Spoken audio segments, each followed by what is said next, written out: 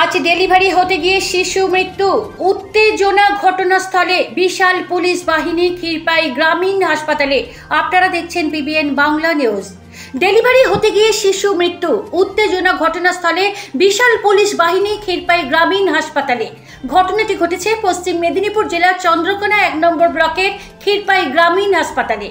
ঘটনাস্থলে জানা গিয়েছে, আজ চন্দ্রকোনা থানার লক্ষ্মীপুরের বাসিন্দা হাফিজুল মল্লিক তার স্ত্রী পারুল মল্লিককে ক্ষীরপাই গ্রামীণ হসপিটালে মাতৃত্বকালীন প্রসব যন্ত্রণা নিয়ে ভর্তি করেন। পরিবারের অভিযোগ, ওই প্রসূতির অবস্থার অবনতি হলে কর্তব্যরত নার্সদের জানালেও তার গুরুত্ব দেননি এবং প্রসূতিকে রেফার করার কথা জানালেও তারা গুরুত্ব দেননি। কর্তব্যরত চিকিৎসক ও নার্সদের পক্ষ থেকে প্রসূতির পরিবারকে জানানো হয়, যেহেতু এটি দ্বিতীয় সন্তান, ধৈর্য রাখুন, স্বাভাবিকভাবেই সন্তান ভূমিষ্ঠ হবে। পরে প্রসূতির অতিরিক্ত রক্তক্ষরণ শুরু হয়। পুত্র সন্তানের জন্ম দেন প্রসূতি পারুল মল্লিক, কিন্তু শেষ রক্ষা হয়নি। জন্ম দেওয়ার কিছুক্ষণের মধ্যেই পুত্র সন্তানটি মারা যায়।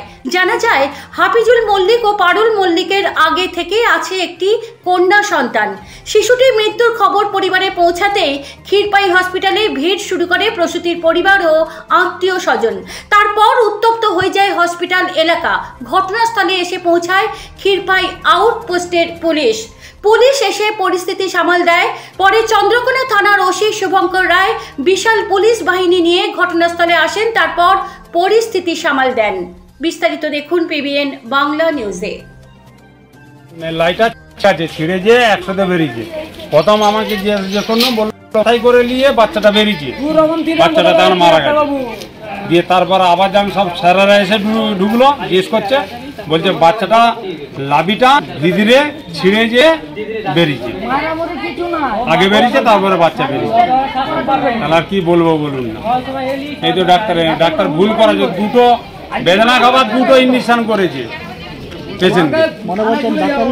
হ্যাঁ, ডাক্তারেরই ভুল। বাচ্চাটা আপনারাও যে দেখুন যে বাচ্চাটাকে এরকম করেছে।